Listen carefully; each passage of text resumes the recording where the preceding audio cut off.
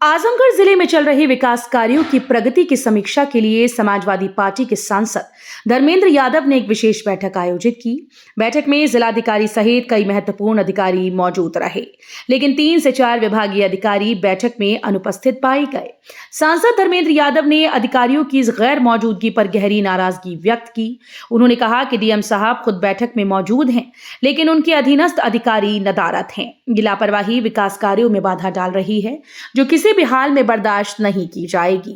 धर्मेंद्र यादव ने बैठक के दौरान जिलाधिकारी से अनुपस्थिति अधिकारियों के खिलाफ सख्त कार्रवाई करने का निर्देश दिया। उन्होंने ये भी कहा कि इस तरह की लापरवाही को दोहराने से बचना होगा, ताकि विकास कार्य समय पर पूरे हो सकें। बैठक के दौरान सांसद ने विकास कार्यों की स्थिति और उनके क्रियान्वयन को लेकर कई अहम बिंदुओं पर चर्चा की। उन्होंने जनता की समस्याओं को प्राथमिकता से हल करने की बात कही और अधिकारियों को निर्देश दिया कि वो क्षेत्र के विकास में अपनी जिम्मेदारियों को पूरी निष्ठा से निभाएं। सांसद की इस सख्त हिदायत के बाद अब देखना होगा कि अनुपस्थित अधिकारियों पर क्या कार्रवाई की जाती है और विकास कार्यों में गति लाने के लिए प्रशासन क्या कदम उठाता है। वो उपचुनाव पर बात करते हुए उन्होंने अभी 8 सीटों पर सपा की जीत का दावा किया। वहीं आजमगढ़ में अवैध अस्पताल संचालकों पर भी कार्रवाई से असंतोष जताया। उन्होंने कहा कि अधिकारी इसका भी संज्ञान ले, मैंने उनसे बात की है। पहले इस मौके पर आजमगढ़ के लोगों को मैं धन्यवाद देता हूं कि उन्होंने सौभाग्य दिया कि दिशा की बैठक का मैं भी अंग बन सकूं।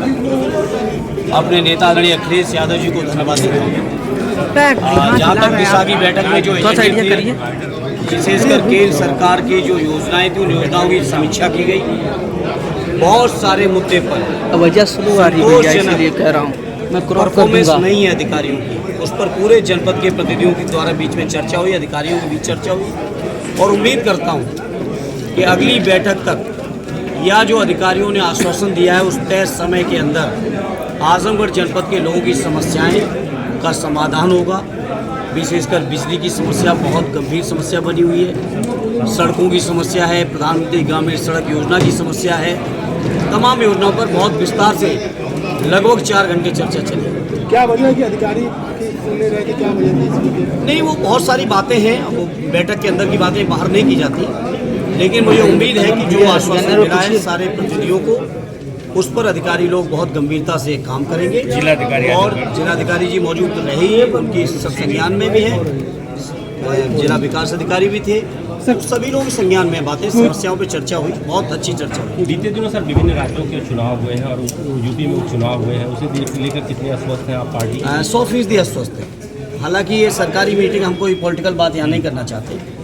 जहाँ तक राजनीतिक सवाल है तो हम 100% आश्वस्त हैं और 9 सीट जीत रहे हैं। चलिए, आज की जो बैठक है, इस बैठक के माध्यम से जनपद के तरक्की कैसे हो, विकास कैसे हो, समस्याएं अगर हैं तो उसका समाधान किस स्तर से संभव है, उन सभी के प्रति सभी लोगों ने बहुत गंभीरता से चर्चा की और जिम्मेदारी निर्वहन करने का सभी ने आश्वासन दिया। प्रदेश सरकार ने इस वर्तमान समय में कानून व्यवस्था को लेकर जिस तरह से दिख रहा है, अब वो वक्त से बदतर है, लेकिन अभी हम इस पर चर्चा नहीं करना चाहते। सर, कुछ विभाग के अधिकारी भी यहाँ मौजूद नहीं थे सर, उनके लिए उनके बारे में जिलाधिकारी महोदय कार्रवाई करेंगे। सर, प्राइवेट अस्पतालों का जिस तरीके से सर सील किया जा रहा है, दूसरे दिन खोल दिया जा रहा है, चर्चा हुई है, व्यापक चर्चा हुई है, उस पर भी व्यापक चर्चा हुई। अब शुरुआत है, आज पहली बैठक करने का मुझे मौका मिला है आजमगढ़ के लोगों के आशीर्वाद से, और आजमगढ़ के विकास के लिए जनपद से लेके लखनऊ से लेके दिल्ली तक, जहाँ कहीं भी जिस स्तर पर संघर्ष करना पड़ेगा, मेहनत करनी पड़ेगी, अपनी बात को रखना पड़ेगा, वहाँ रखेंगे।